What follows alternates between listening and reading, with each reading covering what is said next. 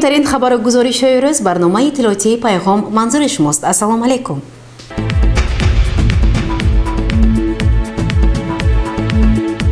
фармони президенти ҷумҳурии Тоҷикистон дар бораи тадбирҳои тақвият бахшидани сатҳи ҳифзи иҷтимоии аҳолӣ ва зиёд намудани маоши амалкунандаи вазифавии кормандони ташкилотҳои буҷетӣ, андозаи нафақа ва стипендия бо мақсади баланд бардоштани сатҳи некуаҳволӣ ва таъмини ҳифзи иҷтимоии аҳолӣ мутобиқи моддаҳои 147 ва 149 Кодекси меҳнати ҷумҳурии Тоҷикистон, моддаи 12 Қонуни ҷумҳурии Тоҷикистон дар бораи нафақаҳои суғуртавӣ ва давлатӣ ва моддаи 49 Қонуни ҷумҳурии Тоҷикистон дар бораи таъмини нафақаҳои хизматчиёни ҳарбӣ фармон медиҳам.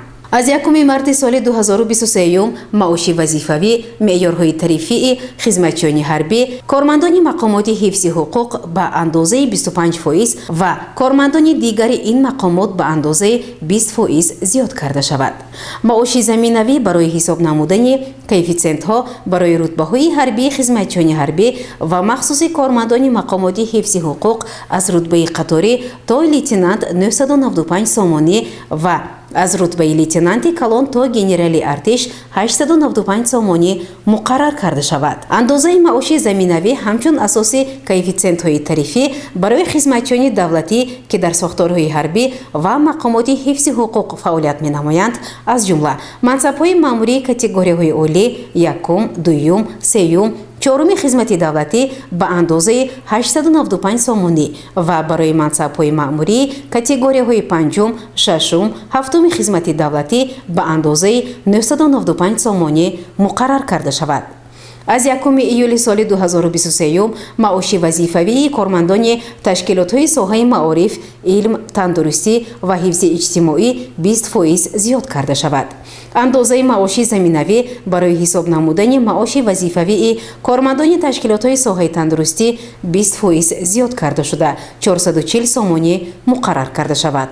стипендияҳои амалкунандаи донишҷӯён ва намудҳои дигари стипендия ба ғайр аз стипендияҳои президентӣ ва курсантҳои муассисаҳои олии ҳарбӣ ва академияи вазорати корҳои дохилии ҷумҳурии Тоҷикистон ба андозаи 20% зиёд карда шаванд. нафақаи заминавӣ 20% зиёд карда шуда ба андозаи 250 сомонӣ муқаррар карда шавад.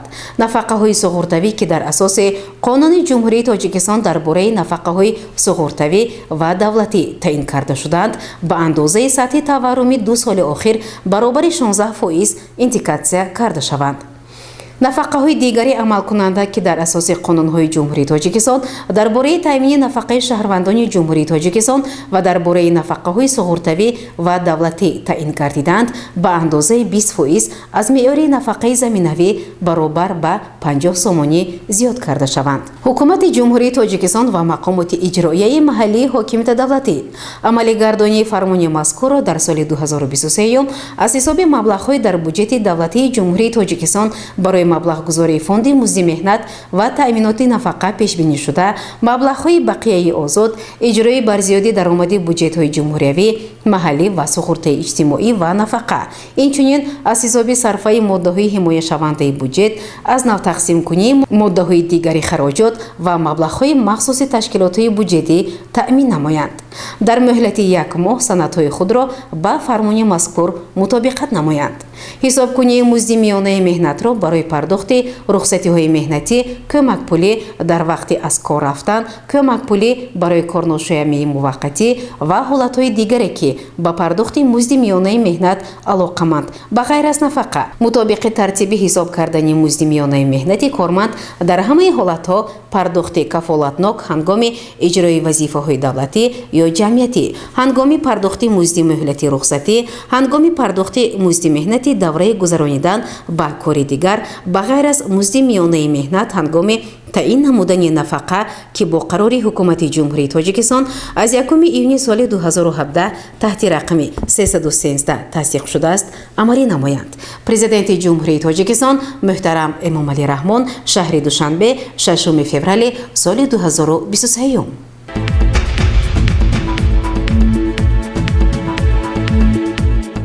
идомаи барнома дар маҷлиси фаъолони шаҳри Панҷакент натиҷаҳои ҷамъбасти рушди иҷтимоиву иқтисодии шаҳри Панҷакент дар соли 2022 ва нақшаи вазифаҳо барои соли 2023 таҳлилу баррасӣ гардида дар назди роҳбарон дастуру супоришҳои мушаххас гузошта шуд.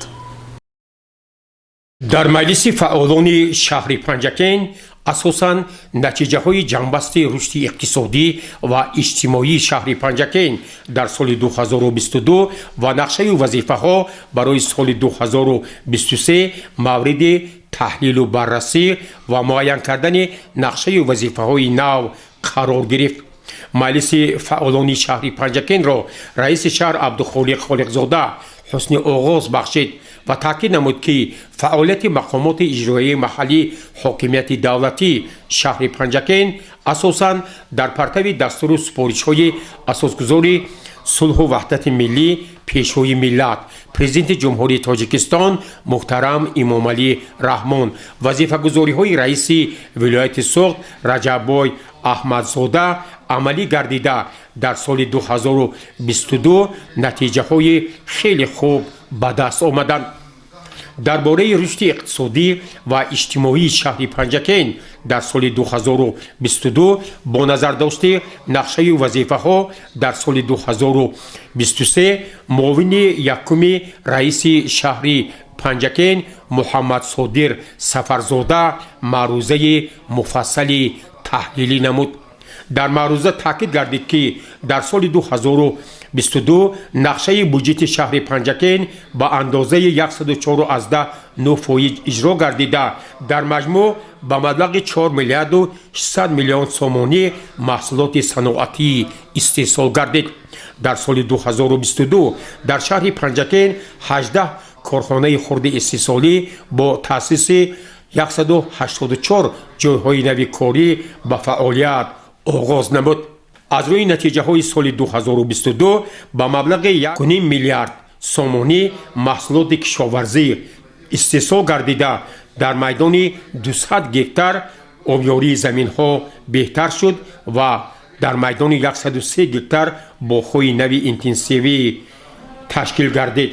таъкид шуд ки дар самти татбиқи барномаи рушди иҷтимоию иқтисодии шаҳри Панҷакент барои солҳои 2021-2025 дар маҷмӯъ 42.5% нақшаи пешбинишуда таъмин шуд. дар маъруза ҳамзамон таъкид шуд ки дар соли 2022 аз 1000 иншооти ҷашнӣ ба муносибати 35-солагии истиқлолияти давлатии ҷумҳурии Тоҷикистон 199 иншоот мавриди истифода қарор гирифта дар ин давра 1102 ҷойҳои нави корӣ таъсис ёфт ки дар муқоиса ба ҳамин давраи соли 2021 358 ҷойҳои нави корӣ зиёд мебошад.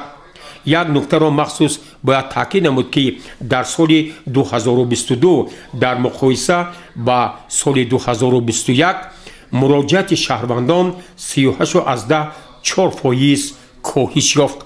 дар маъруза фаъолияти соҳаҳои тандурустӣ, маориф, фарҳанг, варзиш ва дигар соҳаҳо ба таври хеле муфассал таҳлилу баррасӣ гардид. дар ҷараёни маҷлиси фаъолон раиси шаҳр Абдухолиқ Холиқзода, президенти Академияи Миллии Илмҳои Ҷумҳурии Тоҷикистон Фарҳод Раҳимӣ, муовини раиси вилояти Суғд Зариф Мирдадо аз роҳбарони тамоми соҳаҳои хоҷагии халқ пиромони баъзе масъалаҳое ки дар соли 2022 ба мушкилот рӯбарӯ гардид ва ислоҳи камбудиҳои ҷойдошта пурсон гардида барои ҳарчи зудтар бартараф намудани баъзе масъалаҳо дар соли 2023 нақшаҳои мушаххасро муайян карданд. дар маҷлиси фаъолон прокурори шаҳри Панҷакент мушовири дараҷаи рақами 1 Азимзода Сарвар Бозор пиромони рафти иҷрои қонуни ҷумҳурии Тоҷикистон дар бораи танзими анъана ва ҷашну маросим дар ҷумҳурии Тоҷикистон андешаву мулоҳизот ва баъзе иродҳои хешро арзёбӣ кард. дар як фазои тантанавӣ раиси шаҳри Панҷакент аз номи مقامات اجرایی محلی حاکمیت دولتی شهر پنجکین و مردم شهر باستانی پنجکین پرزیدنت اکادمی ملی علم‌های جمهوری تاجیکستان فرهاد رحیمی را با مناسبت با اردن دوستی فدراسیون روسیه قدردانی شدنش صمیمانه تبریک و تهنیت نمود. در خاتمه مجلس فعالان معاون رئیس ولایت سوخت ظریف مردادو بار دیگر ضمن سخنرانی خویش از نتیجه‌های جنبست رشد اقتصادی و اجتماعی ولایت سوخت و شهر پنجکین سخن گفته جهت اصلاح کمبودی‌ها و در سال 2023 بهتر و بیشتر نمودن مسئولیت رهبران در سمت اجرای نقشه و وظیفه‌های مقرر شده اندیشه‌هایش را بیان کرد. در خاتمه مجلس فعالان رئیس شهر پنجکین عبدالخالق خالقزاده بار دیگر تاکید ساخت که واقعا هم مردم شریف شهر باستانی پنجکین تمام جهد و تلاش‌های خویش را جهت اجرای دستور و سپارش‌های اساسگذار صلح و وحدت ملی پیشوای معظم ملت پرزیدنت جمهوری تاجیکستان محترم امام علی رحمان، وظیفه‌گزاری‌های رئیس ولایت سوخت محترم رجب‌بای احمدزاده در سمت وسعت کارهای آبادانی و سازندگی سبز و خرمگردانی باز هم خوشتر و زیبا ساختن این خطه تاریخی ملک تاجیکان روانه نموده جشن فرخنده 35 سالگی استقلالیت دولتی جمهوری تاجیکستان را با تحفه‌های ارزنده استقبال می‌گیرند.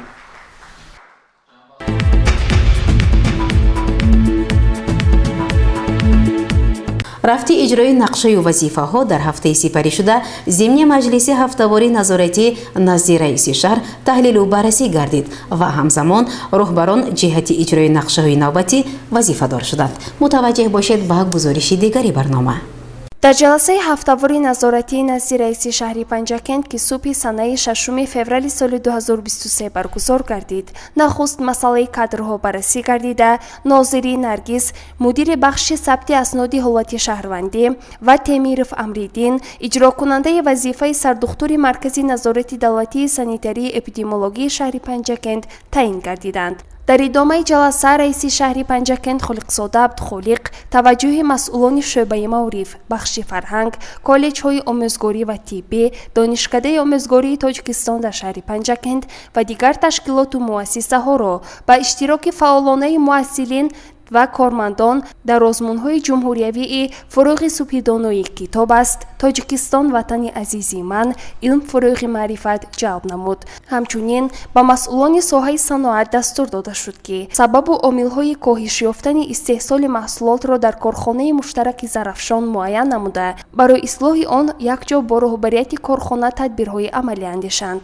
дар идомаи ҷаласа ҳисоботи директори корхонаи фаръии давлатии хоҷагии манзилию коммуналӣ оид ба рафти иҷрои супоришҳои ҳафтаи гузаштаина шунида шуда ба роҳбарияти корхона супориш дода шуд то ҷиҳати рақамгузории манзилҳои истиқоматӣ ва биноҳои маъмурӣ чораҳои зарурӣ андешида шавад. масъулони соҳаи кишоварзӣ ва бахши ҳифзи муҳити зисти шаҳри Панҷакент бобати ташкили ҳашарҳои тозагии ободонӣ, оғози маъракаи ниҳолшинонӣ, захира намудани тухмии картошка вазифадор шуданд. ҳамчунин ба раисони ҷамъиятҳои деҳот супориш дода шуд ки ҷиҳати омодагӣ ба даъвати баҳории ҷавонон ба хизмати ҳарбӣ ва ба роҳ мондани корҳои тарғиботиву ташвиқотӣ чораҳои зарурӣ андешанд. дар ҷаласа раиси шаҳр чанде аз иродҳои хешро оид ба фаъолияти идораи кумитаи замин баён намуда ба роҳбарияти корхона дастур дод то вазифа ва супоришҳоро ҷиддӣ иҷро намоянд. ҳамчунин раиси шаҳри Панҷакент ҷиҳати ислоҳи камбудиҳо дар васоити ахбори омма ва шабакаҳои иҷтимоӣ мудири шӯъбаи рушди иҷтимоӣ ва робита бо ҷомеаи дастгоҳи раис шаҳр ва намояндагони васоити ахбори оммаро вазифадор намуд. ҷаласаи ҳафтавори назоратиро раиси шаҳри Панҷакент Холиқзода Абдухолиқ ҷанбаст намуда аз масъулони тамоми соҳаҳо даъват ба амал овард вазифа ва супоришҳоро сари вақт иҷро намоянд. гузориши Сабрина Акрамова ва Исмилҷон Холов.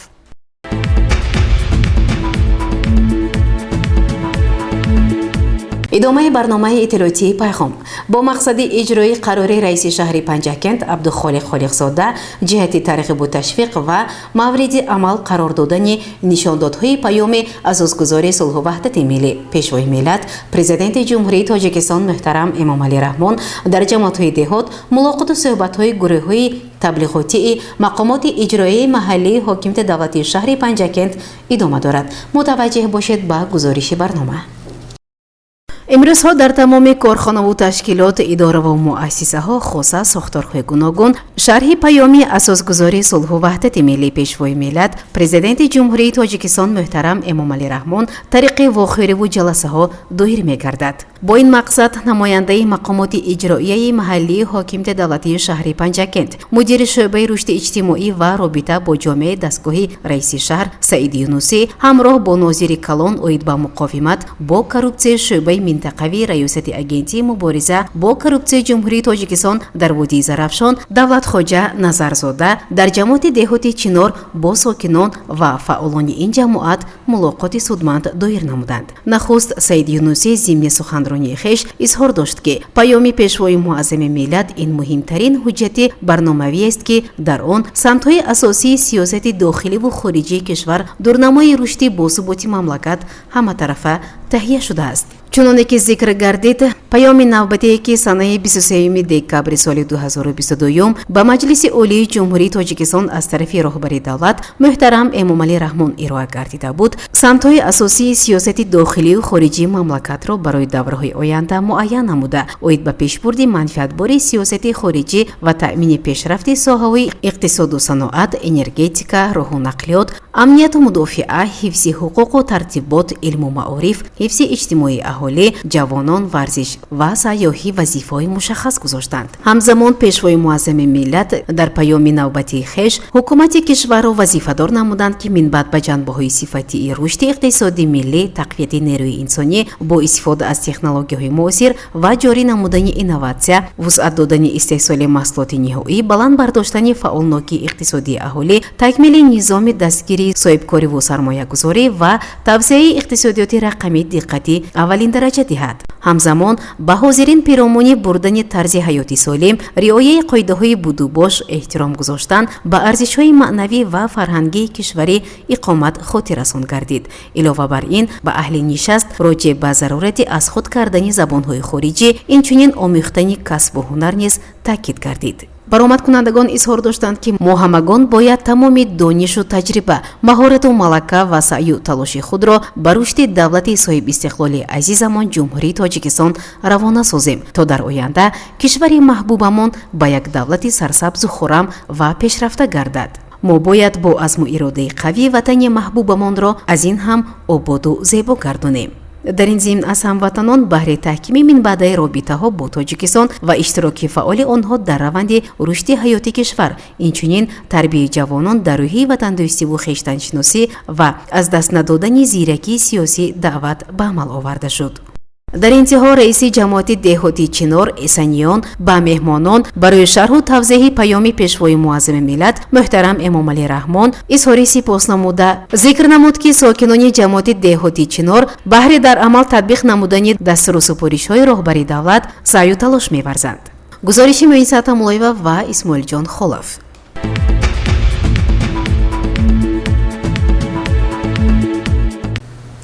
در کاخ فرهنگی به نام استاد ابو عبدالله رودکی شهر خنجند مراسم قدرشناسی غالبان آزمون ولایتی خامه سازنده 2022 دایر گردیده. در آن از شهر پنجکند 2 نفر صاحب جایزه گردیدند. پس از نشست مطبوعاتی رئیس ولایت سوغد رجب‌آی احمدزاده در کاخ فرهنگی به نام ابو عبدالله رودکی مراسم قدرشناسی غالبان آزمون ولایتی خامه سازنده 2022 برگزار گردید. باعث افتخار است که از شهر پنجکند در این آزمون ولایتی 2 نفر سزاوار جایزه گردیدند. یکی راهبری دفتر مطبوعاتی رئیس شهر پنجکند تردیبای صالح‌زاده و راهبری برنامه‌های رادیوی صدای پنجکند اسکندر حمیدوف. از اشتراک در آزمون و غالبیت خویش تردیبای صالح‌زاده ضمن یک صحبت کوتاه چنین گفت: یک صورتگزارش وسیع از بازدید 7 کوه که یکی از منطقه‌های بسیار زیبای و سیرخریدار سیاحی پنجکند است. اصلا این مطلب رو من نه به خاطر آزمون نوشته بودم. وقتی که اعلان آزمون را آخر سال چشمم افتید گفتم همین مطلب من به همین نمینش میفرستم و خوشبختانه این مطالب به هیئت حکمان آزمون پسند افتاد و در این نامینه مرا قدرشناسی کردند. جای اول را لازم دانستند و مناسب دانستند که من برای این به هیئت حکمان آزمون و مقامات اجرایی حاکم دولتی ولایت سرخ که همین آزمون را راه اندازی کرده است اظهار سپاس میکنم. بخش موادی چوبی و نامیناسیای مسائل مربوط به رشد دهات سیاحی و هنرهای مردمی تردی بوی صالح‌زاده راهبر دفتر مطبوعاتی شهر پنجکند با دیپلم درجه یکم و مکافات در حجم 4000 سوم سرفراز گردانده می‌شود.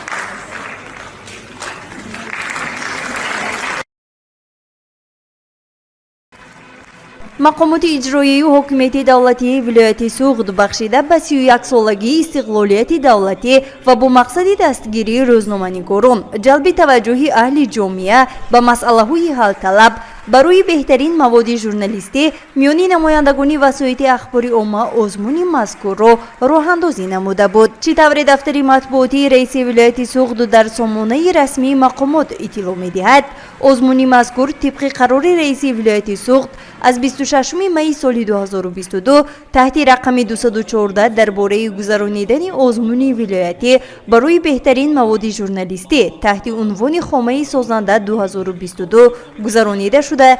در نتیجه 60 نفر روزنامه‌نگاران از روی 5 نامیناسیون موادهای خویش را پیشنهاد نمودند. در نتیجه 39 نفر غالب آمدند. از روی نامیناسیون مسائل مربوط به ساحه کشاورزی راهبر شرکت رادیوی صدای پنجکند اسکندر حمیدوف سزاوار جای اول دیپلم درجه یکم و مکافات پولی گردید. در بخش رادیویی و نامیناسیای مسائل مربوط به ساحه کشاورزی اسکندر حمیدوف محرری رادیوی صدای پنجکند با دیپلم درجه یکم و مکافات پولی در حجم 4000 سوم سرفراز گردانده می‌شود.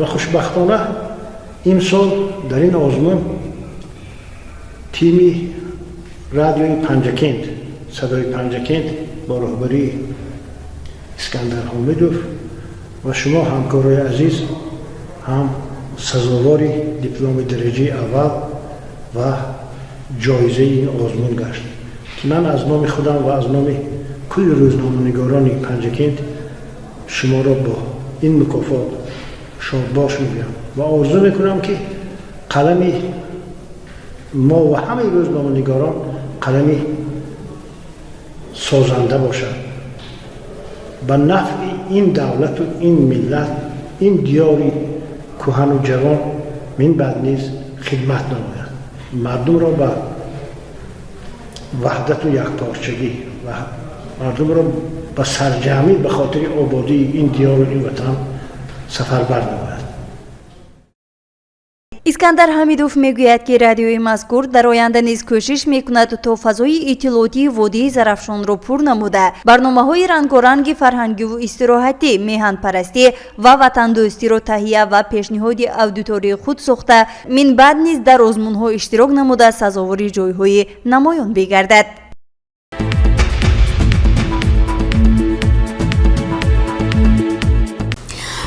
тамошобинони азиз дар ҳаминҷо барномаи тиловати пайғом ба поён мерасад. барои ҳар яке шумо саломатӣ ва сарбаландиро хоҳонем. хайр, шоду пирӯз бошед.